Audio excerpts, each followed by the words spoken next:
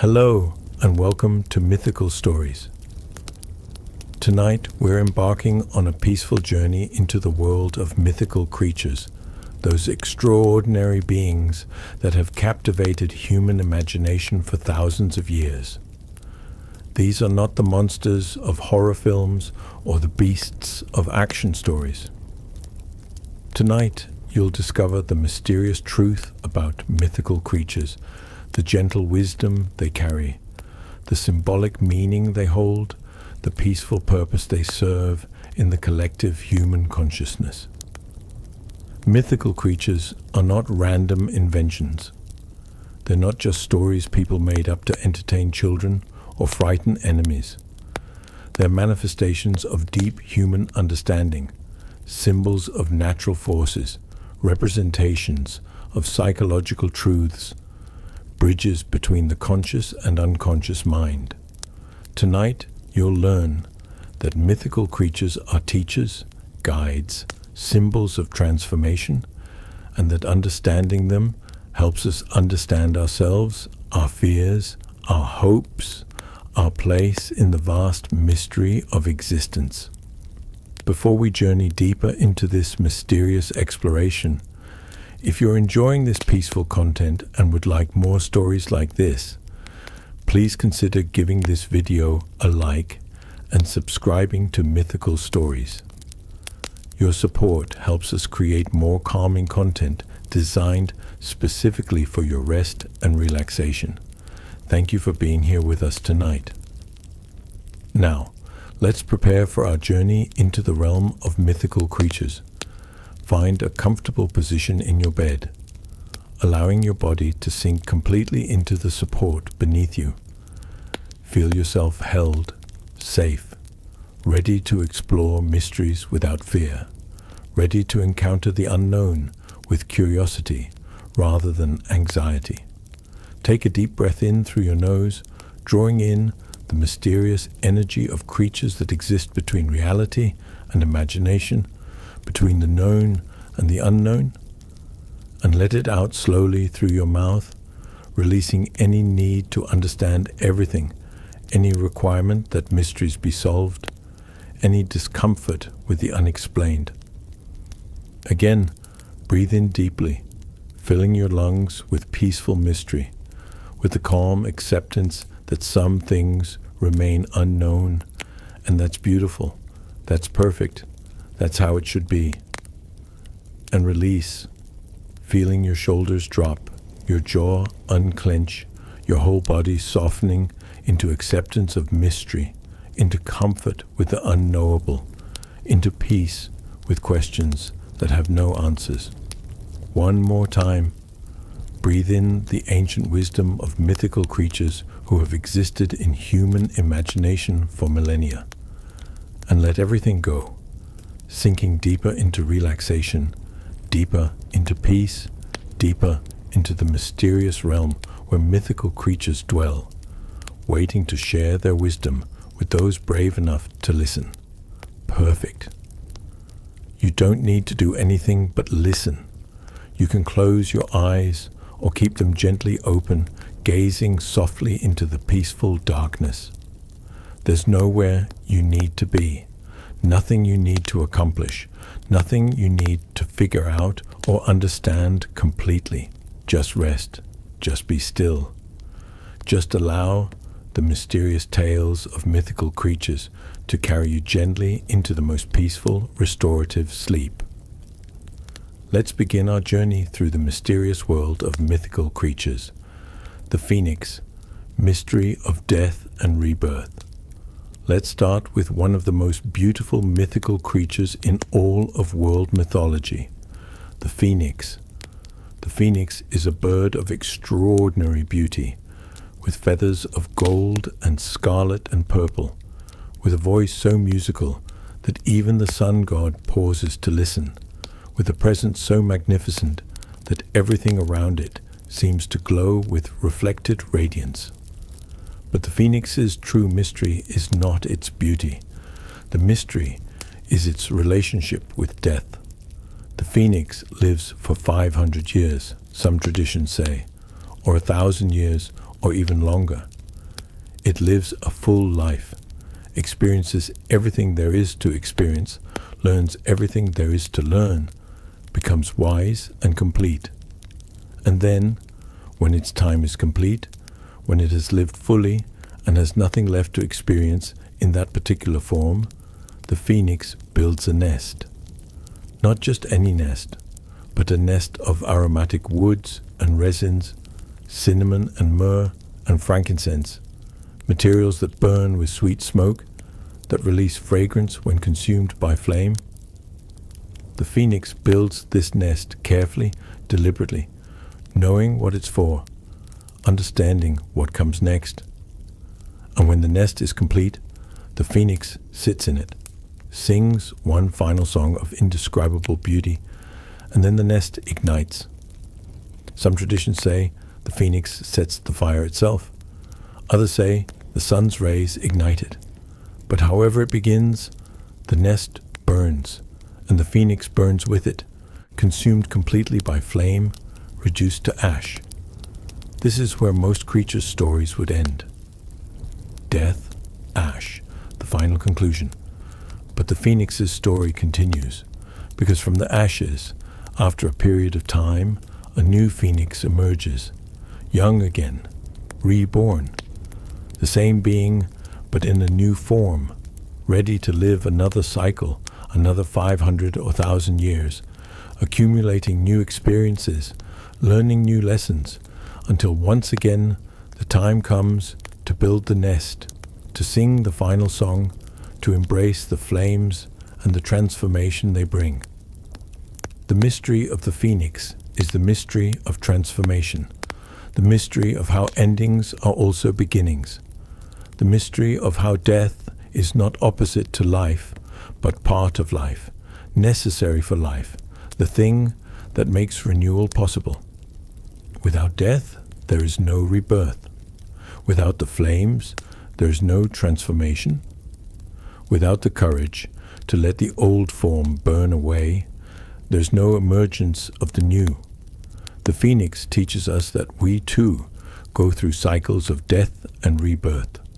Not physical death necessarily, but the death of old identities, old ways of being, old chapters of our lives. We build careers and then they end.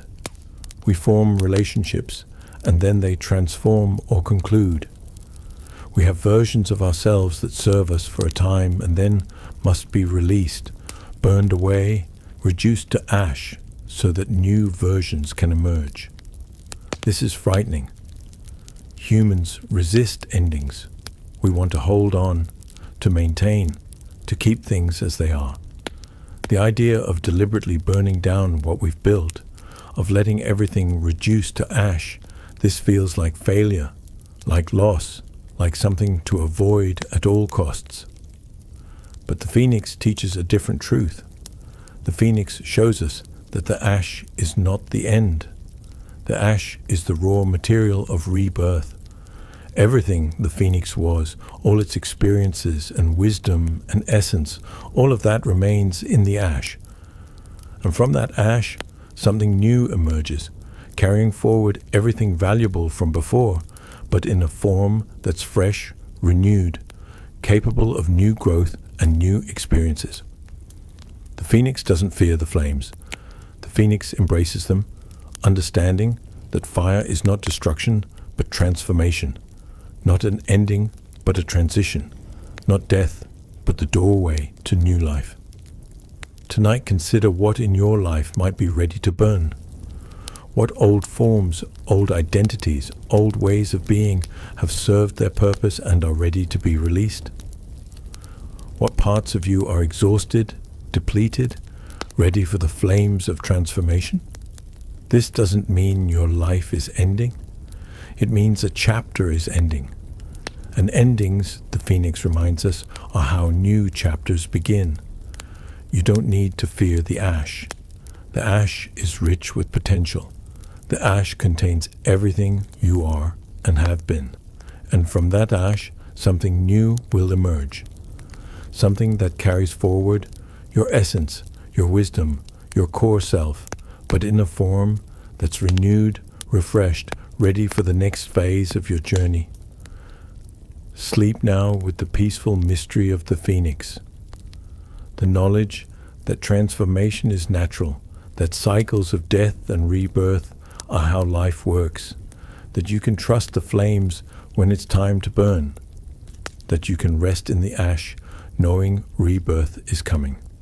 The phoenix has lived through countless cycles of death and rebirth, and so will you, not as tragedy, but as transformation, not as ending, but as renewal, not as death, but as the mysterious, beautiful process of becoming again and again and again. The dragon, mystery of hoarded wisdom. Let's turn now to another famous mythical creature, the dragon. Dragons appear in almost every culture on Earth, from Europe to Asia to the Americas, and while they take different forms, while Eastern dragons are benevolent and Western dragons are fearsome, while some dragons fly and others swim, they all share certain essential qualities. Dragons are ancient, dragons are powerful, dragons are intelligent, and dragons hoard. In Western tradition, dragons hoard treasure, gold and jewels, precious artifacts, magical items. Everything valuable accumulates in the dragon's lair, piled in mountains, guarded jealously, defended absolutely. The dragon allows no one to take even a single coin, will pursue thieves to the ends of the earth, will burn kingdoms to recover stolen treasure. This seems like greed. It seems like the dragon values material wealth above all else, hoards it selfishly, refuses to share what it will never use, cares more for gold than for life or mercy or any other value. But what if we look at the hoard differently? What if the treasure represents not material wealth, but knowledge, wisdom, understanding? What if what the dragon hoards is not gold, but the accumulated learning of centuries, the deep truths that take lifetimes to understand, the mysteries that cannot be casually accessed, but must be earned through persistence, courage, and worthiness? In this reading, the dragon becomes not a miser, but a guardian of wisdom. The dragon doesn't guard treasure to keep it from being used. The dragon guards it to ensure it's not taken by those who aren't ready for it, who haven't earned it, who would misuse it, or fail to understand it, or squander it on trivial pursuits. The dragon's hoard is a test. To reach the treasure, you must face the dragon. You must prove yourself worthy. You must demonstrate the qualities that make you capable of handling what the dragon guards. And if you can't, if you're not ready, the dragon will turn you away or destroy you, not out of cruelty, but out of commitment to protecting what should only be accessed by those prepared to receive it. In Eastern traditions, dragons are even more explicitly wise. Chinese dragons don't hoard gold. They hoard pearls of wisdom. They control water, which represents the flow of knowledge, the currents of understanding that nourish life and consciousness. They're revered as teachers, as sources of deep knowing, as beings who have lived so long and learned so much that they understand mysteries beyond human comprehension. These dragons are not enemies to be slain, but masters to be learned from. Beings whose wisdom is available to those humble enough to approach them with respect, persistent enough to seek them out, worthy enough to receive what they offer. The mystery of the dragon is the mystery of accumulated wisdom, the mystery of knowledge that cannot be quickly gained, but must be slowly gathered over time, experience by experience, lesson by lesson, until understanding deepens into wisdom, and wisdom deepens into something that looks like treasure, something precious and valuable and worth guarding, worth protecting from those who would take it without earning it. We all have a dragon's hoard within us. We all accumulate experiences, learn lessons, gain understanding over the course of our lives. This wisdom is precious. It's yours. You earned it through living, through suffering, through growing, through all the experiences that have shaped you. And like the dragon, you have the right to guard it, to be selective about who you share it with, to refuse to cast your pearls before those who won't value them. But also like the dragon, you have the responsibility to share your wisdom with those who are ready for it, those who seek it sincerely, those who have demonstrated they'll value and use what you offer. The dragon doesn't hoard wisdom to keep it from the world. The dragon hoards wisdom to preserve it, to protect it, to ensure it's transmitted to the next generation of seekers who are worthy of receiving it. Tonight, acknowledge your inner dragon. Acknowledge the wisdom you've accumulated, the understanding you've gained, the lessons you've learned through years of living. This is your treasure. This is your hoard. And you are both the dragon who guards it and the hero who continues to seek more, to dive deeper into mystery, to pursue understanding even when it's dangerous, even when the dragon seems fierce, even when the treasure seems impossible to reach. Sleep now in the dragon's lair, surrounded by the accumulated treasure of your life's wisdom. Feel the weight of all you've learned, all you've understood, all you've become. This treasure is yours. You earned it. And like the dragon, you can rest on it, secure in its value, knowing it will be there when you need it, knowing it's protected by your own fierce commitment to preserving what's precious. The dragon has guarded its hoard for centuries. Tonight, it guards yours. And in its ancient, wise presence, you can rest completely, knowing your wisdom is safe, your understanding is protected, your hard-won knowledge will remain yours, available when you need it, secure in the mystery of the dragon's eternal vigil. The unicorn, mystery of purity and wildness. Now let's explore one of the gentlest and most mysterious creatures in mythology, the unicorn. The unicorn appears as a horse-like creature, pure white, with a single spiral horn emerging from its forehead. In medieval tradition, the unicorn is the symbol of purity, of innocence, of something untouched and untouchable, something that exists in a state of grace that the fallen world cannot corrupt. But the unicorn is also wild, completely wild. No one can catch a unicorn by force. No trap can hold it. No hunter, no matter how skilled, can capture it. The unicorn runs free in deep forests, in places humans rarely go, and it remains free, remains wild, remains uncaptured, except in one circumstance. According to legend, a unicorn will approach a virgin, a pure maiden sitting alone in the forest. The unicorn, sensing her purity, her innocence, her lack of corrupt intention, will come to her willingly, will lay its head in her lap, will allow itself to be gentle and vulnerable in her presence. This image has been interpreted in many ways over centuries. Religious interpretations see it as an allegory for Christ.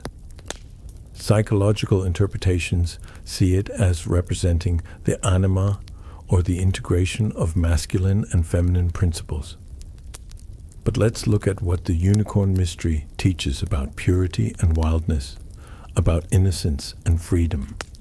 The unicorn is pure, but not tame. This is crucial. Purity, in the unicorn's teaching, doesn't mean domestication, doesn't mean obedience or submission or the loss of wildness. The unicorn remains absolutely wild, absolutely free, absolutely itself. Its purity is not about conforming to others' expectations or fitting into civilized structures. Its purity is about being uncorrupted, being truly itself, being wild in the deepest sense, following its own nature completely without compromise or dilution. And yet the unicorn is also gentle. It approaches the maiden. It rests its head in her lap.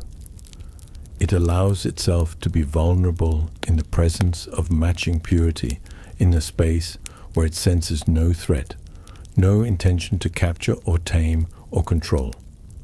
The mystery here is that true wildness and true gentleness can coexist, that being fierce and being tender are not opposites but complementary qualities. The unicorn is fierce in protecting its freedom, but gentle when it encounters purity. It's wild in the forest, but vulnerable with the maiden. It contains both qualities fully, without contradiction. Many people believe they must choose, must be either wild or gentle, either fierce or tender, either free or connected. But the unicorn teaches that these are false dichotomies.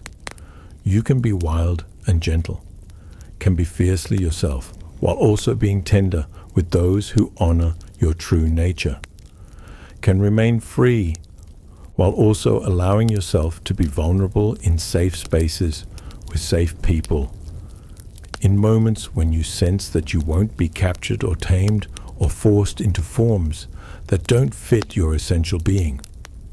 The unicorn also teaches about rarity and value. Unicorns are rare. Encounters with them are precious. You cannot force them or manufacture them or make them happen through will or effort. You can only create the conditions where a unicorn might choose to appear. You can only sit in the forest in your own purity, in your own authenticity, and wait. And if you're genuine, if your innocence is real, if you truly have no intention to capture or control, then perhaps the unicorn will come. Perhaps the wild thing will approach. Perhaps what is rare and precious and free will choose to be gentle with you. This is how the most profound encounters work. You cannot force them, cannot manipulate them, can only be genuinely yourself, purely yourself, innocently open, and wait to see what wild and precious things might choose to approach. The unicorn's horn is said to have magical properties. It can purify poisoned water, can heal sickness, can detect lies. The horn represents the power that comes from purity, from being uncorrupted, from maintaining connection to your essential wildness despite all pressures to be tamed. When you remain truly yourself, when you refuse to be domesticated by a world that wants to capture and control you, you develop a kind of power. Not the power of force or domination, the power to purify, to heal, to see truth. The power that comes from being so genuinely yourself that falseness cannot stand in your presence. Tonight, connect with your inner unicorn, the part of you that is wild and free, that cannot be captured or tamed, that runs through forests of your own authentic nature. But also the part that can be gentle, that can rest its head in the lap of what it trusts, that can be vulnerable when it senses safety. You don't have to choose between wildness and gentleness. You don't have to be either fierce or tender. You can be both, like the unicorn, containing all of yourself, wild and free, and also gentle and vulnerable, both fully, both completely, both without contradiction. Sleep now in the unicorn's forest, in that deep place where wild things run free, where purity means being uncorrupted by false expectations, where gentleness and fierceness dance together in mysterious harmony. The unicorn watches over you tonight, protecting your wildness, honoring your gentleness, ensuring that you remain free, remain yourself, remain wild and pure and precious, Let its mystery be your peace. The Sphinx, mystery of questions without answers. Let's explore now the mysterious Sphinx, that strange creature with a lion's body and a human head, sometimes with wings, sometimes without, appearing in various forms across Egyptian, Greek, and other ancient traditions. But the most famous Sphinx is the one who appears in the story of Oedipus, the Sphinx who sat outside Thebes and posed a riddle to all who would enter, killing those who couldn't answer. The riddle was, what walks on 4 legs in the morning, 2 legs in the afternoon, and 3 legs in the evening? Oedipus answered correctly, a human who crawls as a baby, walks upright as an adult, and uses a cane in old age. The Sphinx, defeated, threw herself from her rock and died. But let's look at what the Sphinx represents beyond this one story. The Sphinx is a guardian of thresholds, a being who stands at boundaries and asks questions. Not just any questions, but deep questions. Questions about the nature of existence. Questions that require real understanding rather than just factual knowledge. The Sphinx mystery is the mystery of questions that force you to think, to see patterns, to understand rather than just remember. The riddle about human life isn't asking for information you could look up. It's asking whether you understand the nature of human existence, whether you see the pattern of human development, whether you can think symbolically and metaphorically rather than just literally. The Sphinx guards not against enemies, but against those who lack understanding. Those who cannot answer the riddle cannot enter Thebes, not because they're evil, but because they're not wise enough, not thoughtful enough, not capable of the kind of understanding that the city requires. This is a different kind of guardian than we usually encounter. The Sphinx doesn't test your strength or your courage or your moral character. The Sphinx tests your wisdom, your understanding, your ability to see truth. And here's the deepest mystery. The Sphinx dies when Oedipus answers the riddle. Why? Because the Sphinx's purpose was to pose that particular question, and once it's answered, once someone demonstrates the wisdom to understand it, the Sphinx is no longer needed. The guardian dissolves. The threshold opens. This suggests that many of the guardians we encounter in life, many of the obstacles and challenges we face, exist to test whether we're ready for what lies beyond them. And once we demonstrate readiness, once we show understanding, the guardian disappears. The obstacle wasn't there to permanently block us.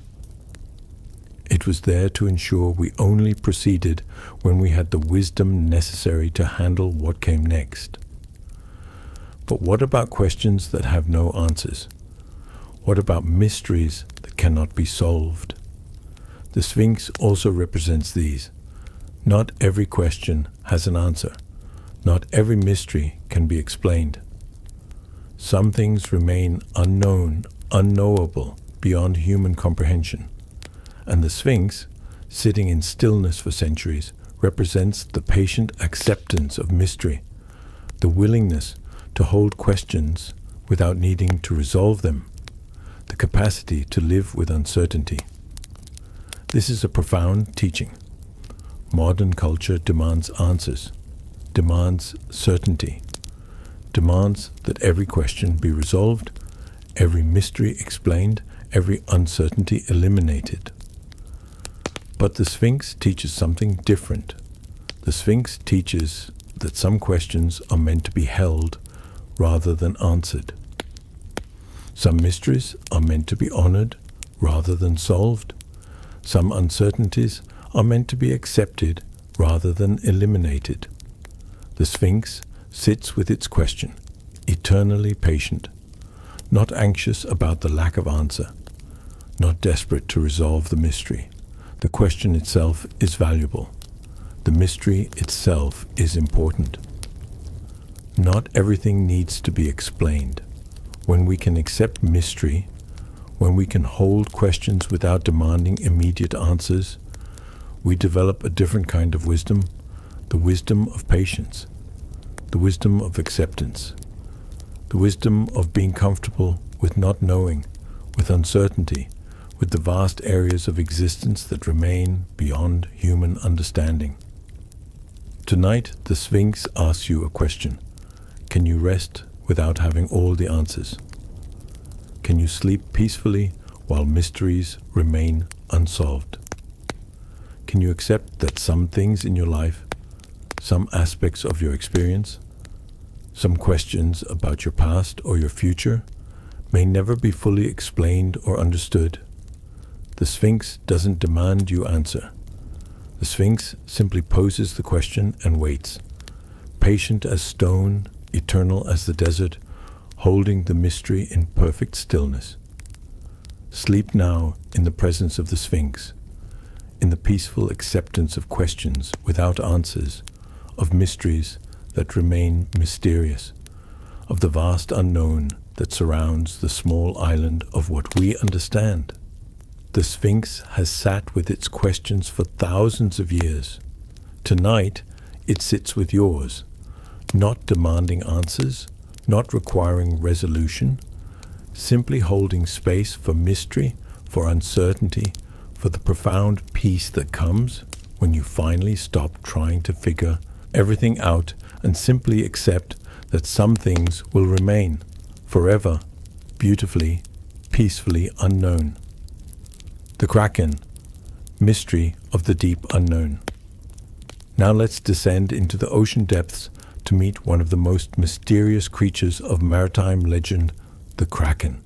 The Kraken is described as an enormous sea creature, sometimes like a giant squid or octopus, sometimes as something beyond any known animal, so vast that sailors mistake it for an island, landing on what they think is solid ground, only to discover they're standing on the creature's back, which then submerges, dragging them into the depths. The mystery of the Kraken is the mystery of the deep unknown. The ocean, for most of human history, has been largely unexplored. We know the surface, we sail on top of it, but what lies beneath, especially in the deepest parts, remains mysterious even today. The Kraken represents everything unknown that might exist in those depths, everything we cannot see or understand or control, everything that lives beyond the reach of light, in pressure and darkness that would crush us, in a realm so different from ours that the creatures there might as well be alien. The Kraken doesn't hunt sailors on the surface. It lives deep below, but occasionally it rises. Occasionally the deep unknown breaches into the known world. And when it does, when the Kraken surfaces, it's terrifying. Its size is incomprehensible. Its form is strange. Its power is absolute. Ships are destroyed, sailors are lost. The Kraken pulls everything down into the depths, back to its realm, back to the darkness where it belongs. What does this symbolize? The Kraken represents the unconscious mind, the deep parts of the psyche that remain hidden most of the time, that live far below the surface of conscious awareness, in depths we normally don't access. Most of the time, the unconscious remains deep below. We sail on the surface, our conscious mind, going about daily business, unaware of the vast realm of unconscious content beneath us. But occasionally, something rises from the depths, a dream that disturbs us, a memory we thought forgotten, an emotion that seems disproportionate to its trigger, a fear or desire that surfaces unexpectedly. These are moments when the Kraken rises, when deep unconscious content breaks through into conscious awareness. And like sailors encountering the kraken, we often react with fear, with a desperate desire to push it back down, to return it to the depths where we don't have to look at it. But the kraken cannot be defeated by surface efforts. You cannot fight the kraken from your ship. It's too vast, too powerful. If you try to battle it on the surface, it will destroy you and drag you down. The only way to deal with the kraken is to understand it, to descend into the depths willingly, to explore the realm where it lives, to become familiar with the deep, unconscious, rather than trying to fight or flee from it. This requires courage. The depths are dark. The pressure is immense. The creatures there are strange and frightening. But they're also part of you. The kraken lives in your depths. The vast unknown of your unconscious mind is your own interior ocean. And exploring it, descending into it, learning what lies there. This is the work of understanding yourself fully, of becoming conscious of what has been unconscious, of integrating what has been split off or hidden or repressed. The kraken also teaches us about respect for the unknown. Sailors who mistake the kraken for an island, who treat it as just another piece of land to use, discover their error catastrophically. The kraken is not an island. It's a living creature, and treating it as something else, something you can use without regard for its true nature, leads to disaster. Similarly, treating the unconscious as if it doesn't exist, as if your conscious mind is all there is, as if the depths don't matter, this leads to problems. The unconscious will make itself known. If you ignore it, it will rise unbidden. If you try to use it without respect, it will resist. The deep unknown of your inner life must be approached with respect, with humility, with acknowledgement that it's vast and powerful and deserving of honor. Tonight, acknowledge the kraken in your depths. Acknowledge that much of who you are remains below the surface of your conscious awareness, lives in depths you rarely explore, exists in a realm of darkness and pressure where normal consciousness cannot easily venture. This isn't frightening. This is natural. This is how the mind works. The vast majority of mental activity happens beneath conscious awareness. The kraken represents this, the enormity of the unconscious, the mystery of all that lives in your depths. And you don't need to fear it, don't need to battle it. You simply need to respect it, to honor it, to acknowledge that it's there, vast and mysterious and powerful. Sleep now on the ocean of your consciousness, floating on the surface, but aware of the depth beneath you, aware of the kraken far below, not threatening you, but simply existing in its proper realm, in the deep unknown that is part of you, that you carry within you, that makes you far more vast and mysterious than the small surface of conscious awareness could ever reveal. The kraken dwells in your depths, and in its mysterious presence you are deeper, wider, more vast than you know. Rest in that mystery. Sleep in that depth. The kraken guards the unknown within you, ensuring it remains sacred, remains honored, remains a source of mystery and power rather than fear. The mermaid, mystery of two worlds. Let's explore now the mermaid, that strange creature who is half human and half fish, belonging fully to neither land nor sea, but existing in the boundary between them, able to move in both realms, but perhaps truly at home in neither. Mermaids appear in legends from around the world, always beautiful, always mysterious, always associated with danger. They sing songs that lure sailors to their deaths. They fall in love with humans, but cannot fully join them on land. They represent temptation, transformation, the dangerous allure of the unknown. But what is the deeper mystery the mermaid represents? The mermaid is a liminal being, existing at the threshold between two worlds. Above the waist, she is human, with human beauty, human intelligence, human emotion. Below the waist, she is fish, adapted to the ocean, belonging to the depths, unable to walk on land. This dual nature creates profound tension. The mermaid cannot be fully in either world. On land, she would die, her fish tail unable to support her, her gills unable to extract oxygen from air. In the ocean, she is more comfortable, but her human half always pulls her toward the surface, toward the shore, toward the world of humans she can see, but cannot fully join. The mermaid represents the experience of being between worlds, of belonging fully to neither, of having a foot, or in this case a tail, in two different realms, two different ways of being, two different identities, and feeling the constant pull between them. Many people feel like mermaids at some point in their lives. You might feel caught between two cultures if you're an immigrant or child of immigrants. You might feel split between two parts of your identity that don't easily integrate. You might feel torn between different aspects of yourself, different roles you play, different ways of being that all feel true, but that seem incompatible.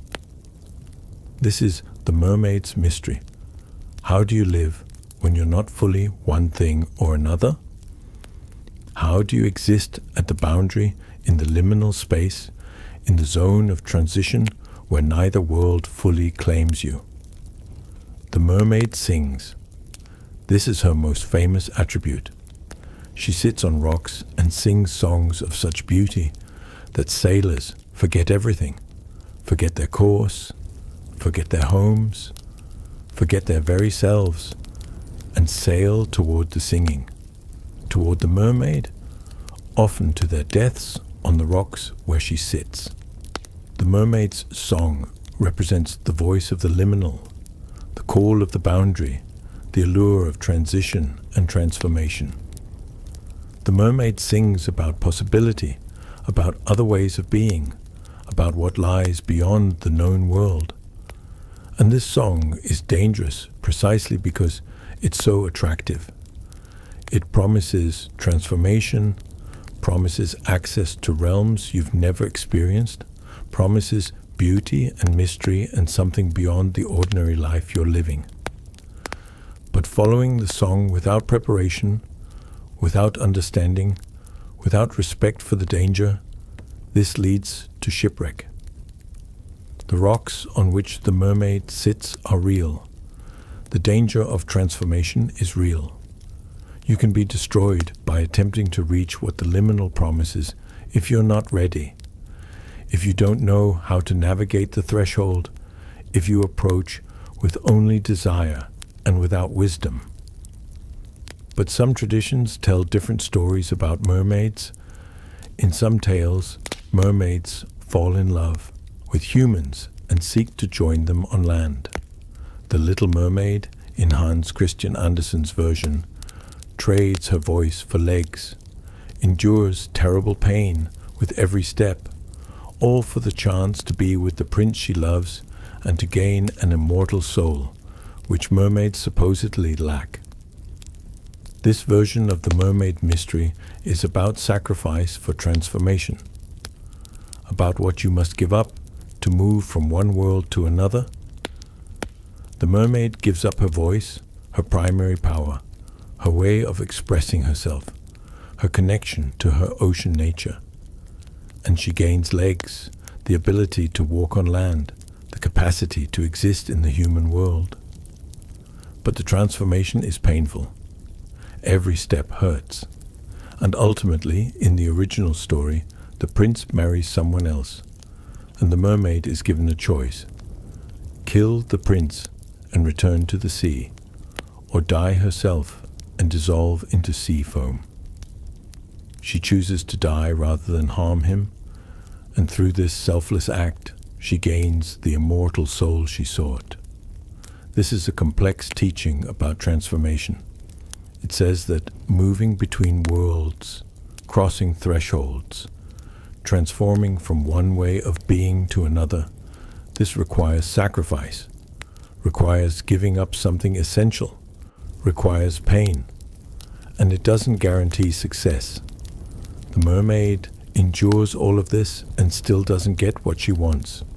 But through her willingness to sacrifice, through her capacity for love beyond self-interest, she gains something else, something unexpected, something that wasn't part of her original goal, but that fulfills a deeper need. Tonight, reflect on your own liminal spaces. Where are you between worlds? Where do you feel the pull of two different ways of being? Where do you stand at thresholds, belonging fully to neither side but called by both? This can feel painful, can feel like you're torn in half, can feel like you'll never be whole, because part of you is always in one world while another part is always in another. But what if the mermaid teaches us that this split is not a problem to solve, but a mystery to honor? What if being between worlds is not a failure to choose, but a unique position that allows you to see what those fully in either world cannot see? What if your liminality, your threshold existence, is not weakness but strength, not confusion but a special kind of clarity that comes from seeing multiple perspectives, from belonging to multiple realms, from being able to sing songs that call between worlds? Sleep now in the liminal space where the mermaid dwells, in the boundary between land and sea, between conscious and unconscious, between who you've been and who you're becoming. The mermaid knows this space intimately, has lived in it forever, has learned to sing its beauty and its danger. Let her song be your lullaby tonight. Let her teach you that you don't have to fully belong to any single world to be complete.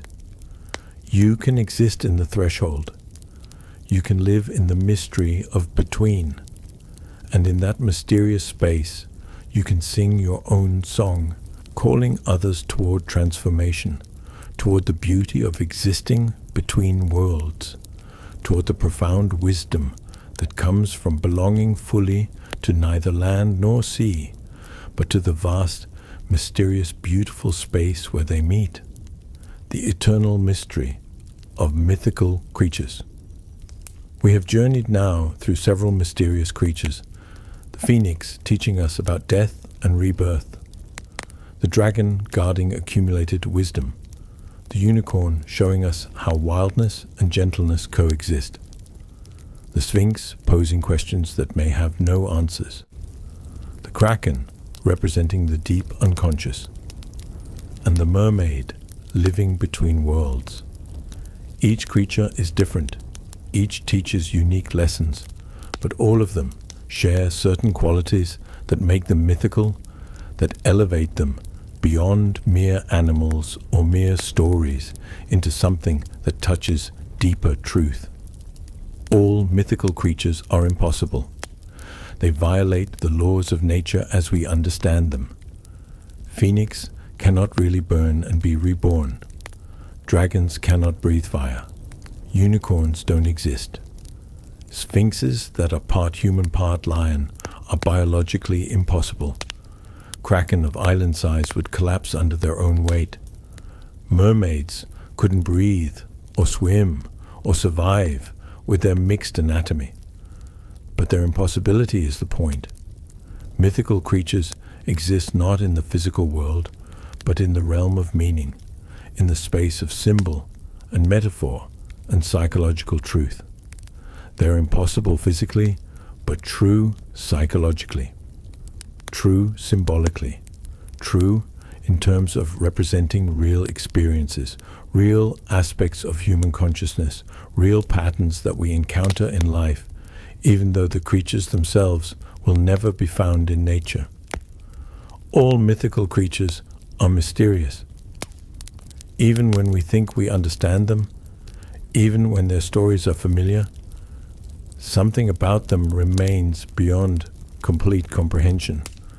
They hint at truths we can feel, but not fully articulate. They point toward aspects of existence that language struggles to capture. They embody mysteries that can be experienced but not explained. And all mythical creatures are teachers. Each one carries wisdom, offers lessons, shows us something about ourselves or about life that we need to understand. They're not random. They're not just entertaining stories. They're concentrated wisdom, distilled understanding, profound truths compressed into memorable forms that can be passed down through generations, that can teach without preaching, that can transform without forcing.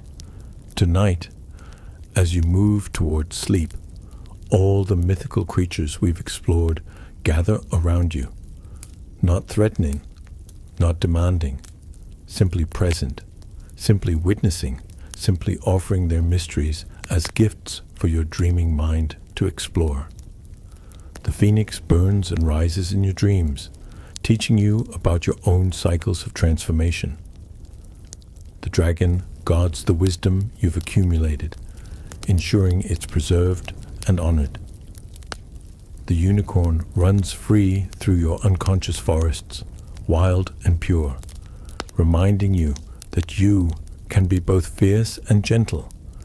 The sphinx sits near you, a patient guardian of questions, reminding you that you don't have to solve your life tonight.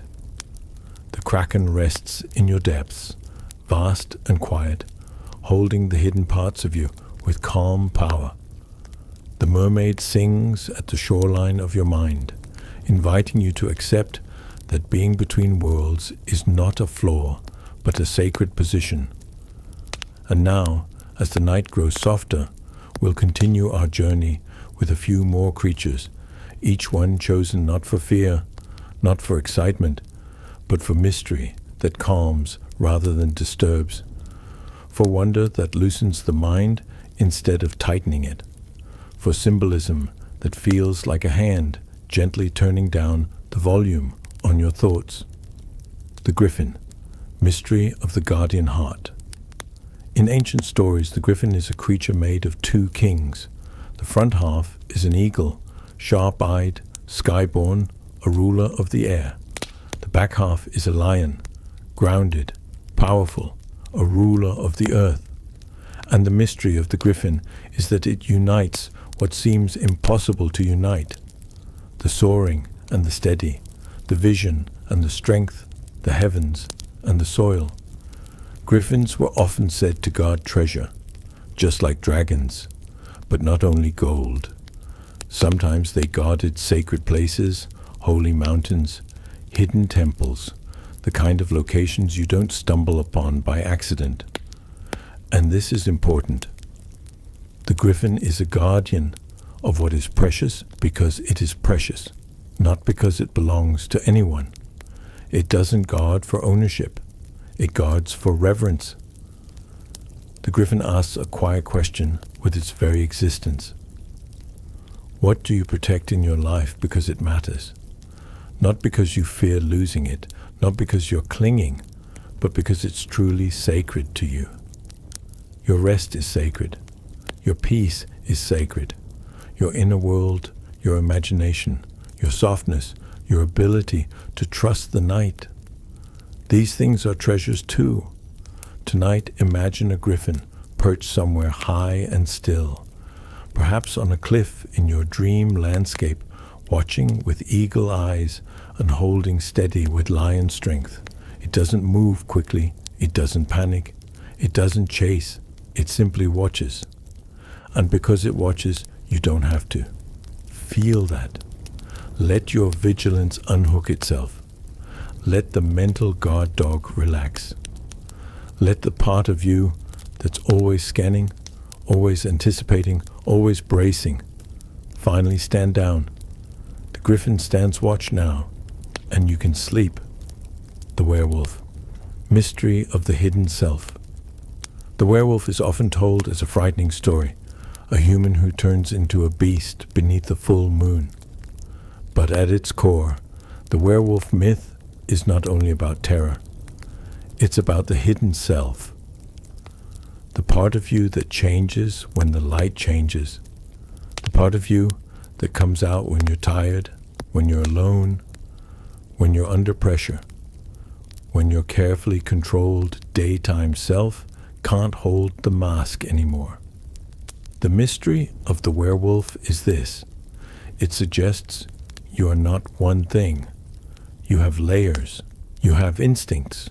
You have ancient wiring beneath your polite language. And most of the time, you manage it. You live your life. You do what you must do. You behave the way you're expected to behave. But at night, the mind loosens. The defenses drop. The unconscious rises closer to the surface. And sometimes that can feel scary because what rises isn't always neat. But here's the gentle truth. Having a hidden self doesn't make you bad. It makes you human. The werewolf myth becomes healing when you see it as a reminder to integrate rather than suppress. Not to let the beast take over, but to acknowledge that it exists, to understand it, to give it healthy outlets, to treat it with respect so it doesn't have to break down the door. Tonight, you don't need to become anything. You don't need to fight anything. You don't need to wrestle your mind into perfection. Just let the moonlight inside you be soft. Let the instinctual parts of you settle like animals curling up to sleep. They don't need to roam tonight. They don't need to hunt. They can rest too. Imagine a quiet wolf, not howling, not running, but sleeping in the snow, breath slow, body warm, heart steady. That is the werewolf's secret tonight. The beast can rest, and so can you.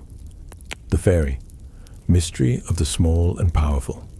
Fairies are tiny in many tales, light as a leaf, small as a thumb, yet they are often portrayed as powerful, unpredictable, ancient, and that is their mystery. The small can be immense, the subtle can be strong, the invisible can matter more than the obvious. Fairy folklore is filled with strange rules. Don't eat their food, don't step into their rings, don't speak their names lightly, offer respect, don't assume, don't take what isn't yours. These are not random warnings, they're lessons about boundaries, about the unseen agreements that keep life balanced, about the quiet ways you can disrupt your own peace without realizing it.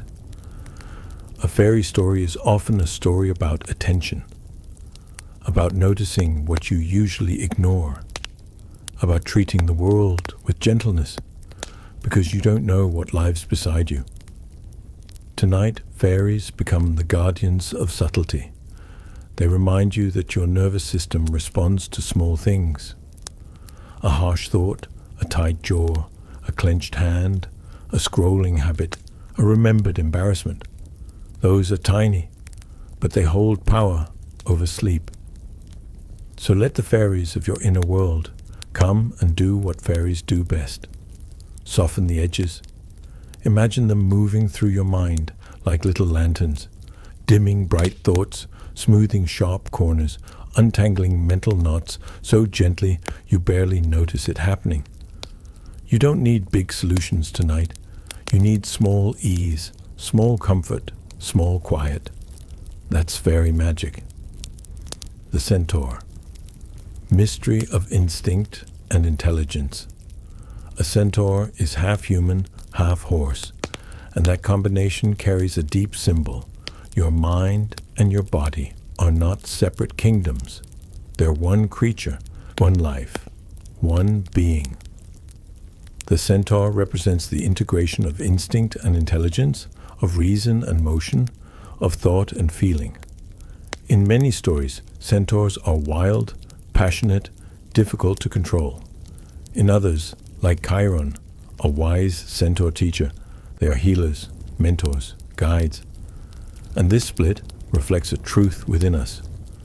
We can be driven by impulse or guided by wisdom, and often we're both in the same day. The mystery is not which one you are. The mystery is how you become whole. Tonight, let the centaur remind you that sleep is not only mental, it's physical, it's cellular, it's hormonal, it's muscular. If your mind tries to run while your body begs for stillness, the centaur is split. So allow them to reunite. Let your mind ride gently on the back of your breath. Let your body lead with its natural knowing. Your body knows how to sleep. It has done it thousands of times. You don't have to micromanage it. You don't have to instruct it. You can simply allow it. Imagine a centaur walking slowly through a quiet meadow at night, not charging, not fighting, just moving with steady rhythm until it lies down beneath the stars. This is you, returning to wholeness, one breath at a time. The Banshee, mystery of the voice of grief.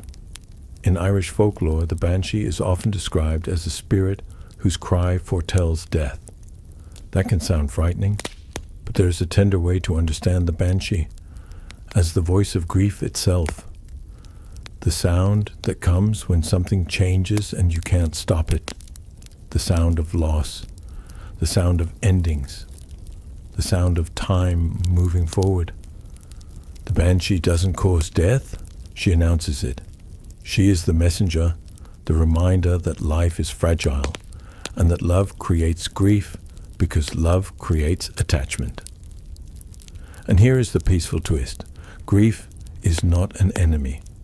It is proof that you have cared, proof that you have lived, proof that you have loved something enough for its absence to matter. Tonight, you don't need to dive into grief. You don't need to process everything, but you might be carrying quiet sorrow in your body, in your throat, in your chest, behind your eyes, in that tightness you can't quite name. So let the Banshee's myth become permission. Permission for tenderness.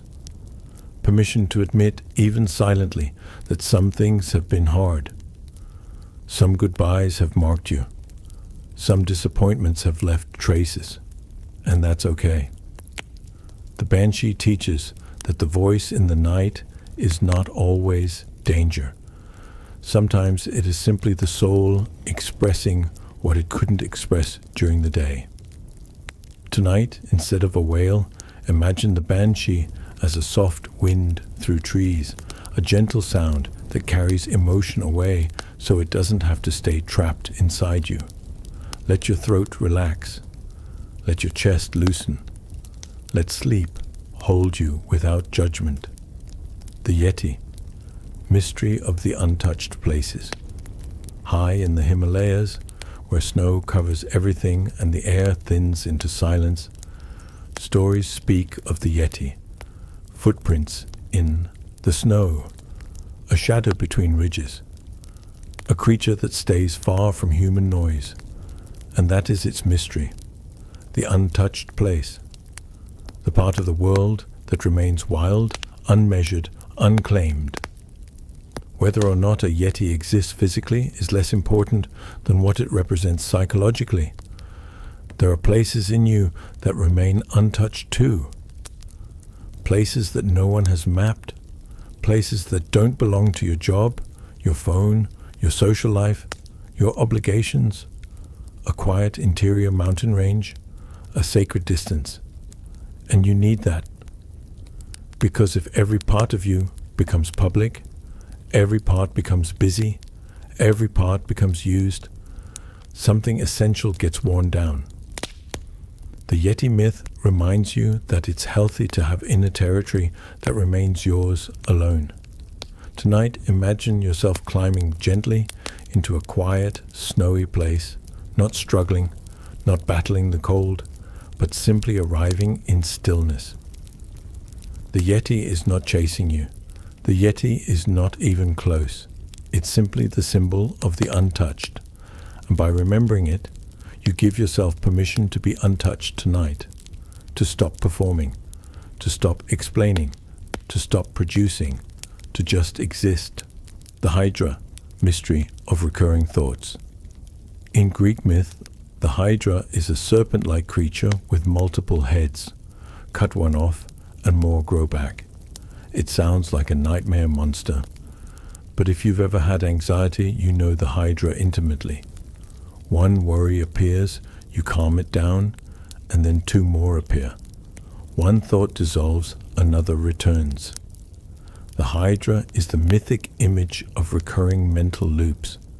And the teaching hidden inside this myth is not about fighting harder. It's about changing strategy. In the original legend, the hero doesn't defeat the Hydra by cutting heads endlessly. He defeats it by cauterizing the stumps, by addressing the root, by ending the cycle. For sleep, this becomes a simple practice. Don't argue with every thought. Don't chase each head. Don't wrestle the mind. Instead, soothe the system beneath the thought. Because many thoughts are symptoms, not truths. They are signals from a tired body, an overstimulated brain, a nervous system that needs safety. Tonight, when a worry appears, imagine it as a hydra head rising from water. You don't cut it, you don't fight it. You simply place a warm hand on the surface and let the water become still. You breathe, you soften, and the hydra, finding no panic to feed on, slowly sinks. Your calm is the cauterizing. Your breath is the answer. The chimera. Mystery of mixed parts. The chimera is a creature made of mismatched pieces. Lion, goat, serpent, sometimes more. It's a patchwork being, a living collage, and it can feel chaotic, unnatural, confusing. But it also represents something real. Human beings are patchwork too. You are made of contradictions. You can be confident and insecure, loving and irritated, brave and tired, hopeful and afraid. You can carry many animals inside you. And the chimera myth becomes soothing when it stops being a monster and starts being a mirror. It says, you don't need to be perfectly consistent to be whole. You don't need to be one clean emotion. You can be complicated. You can be mixed. And you can still deserve rest. Tonight, let the chimera dissolve into acceptance. Let your contradictions stop fighting each other for a few hours. You don't have to reconcile everything before sleep. You don't have to become perfectly aligned. You only have to rest. And rest will do its quiet work in the background, blending your mixed parts more gently than force ever could. The most mysterious gift of all. Now, notice how the world of mythical creatures has held you tonight. Each story has offered a different kind of calm. The phoenix offered renewal. The dragon offered guarded wisdom. The unicorn offered wild purity. The sphinx offered peaceful uncertainty. The kraken offered depth. The mermaid offered liminality. The griffin offered protection. The werewolf offered integration. The fairies offered subtle ease. The centaur offered wholeness. The banshee offered tenderness. The yeti offered untouched silence. The hydra offered a new approach to looping thoughts. The chimera offered acceptance of complexity. And all of these creatures, in their mysterious way, point toward one simple truth. You are allowed to be human. You are allowed to be unfinished. You are allowed to be a question mark. The day demands answers, the night does not. The day demands performance, the night does not. The day demands control, the night invites surrender. So surrender now. Let the creatures fade like constellations behind thin clouds. Let their shapes become softer. Let their names become distant. Let your mind stop clinging to meaning and allow itself to drift into dream logic, where images float freely and nothing needs to make perfect sense. Your breathing is slower now, or it can be, in and out, gentle and even, in and out, like waves on a quiet shore. If your thoughts return, don't fight them. Just notice them the way you'd notice a creature's footprint in snow, interesting but not urgent. And then return to the feeling of support beneath you, the bed holding you, the night holding you, the quiet holding you. Imagine, if you like, that your room is surrounded by a soft circle of mythic guardians. Not dramatic, not loud, just present. A griffin on a high ledge, a dragon coiled somewhere far away, not to threaten, but to protect the treasure of your rest. A unicorn in a distant forest. A sphinx at the edge of thought, holding unanswered questions so you don't have to. A kraken deep below your awareness, keeping the depths calm. A mermaid at the shoreline of dreams, singing softly, not to lure you into danger, but to invite you into sleep. And above all of it, the phoenix, not burning bright, but glowing like a warm ember, reminding you that sleep itself is a kind of rebirth you get to experience every night. You fall asleep. The day ends. The mind resets. The body repairs. And in the morning, you rise a little newer than before. That is the oldest magic humans have ever known, and it belongs to you. So let your eyelids be heavy. Let your face be soft. Let your tongue rest in your mouth. Let your shoulders drop one last time. And if you're still awake, that's okay. You're not failing. You're just arriving slowly. Keep breathing. Keep listening. Let the words become background sound. Let your mind wander. Let yourself drift the way a boat drifts when the water's calm and there's no need to row. Sleep now, peacefully and safely, held by the gentle mystery of mythical creatures. Let the unknown feel friendly. Let the unexplained feel comforting. Let the night be wide enough to hold every part of you without asking anything in return. You are safe. You are resting. You are drifting. And the creatures, ancient and timeless, fade into the dark like quiet stars, still there, still watching, still blessing your sleep. Good night.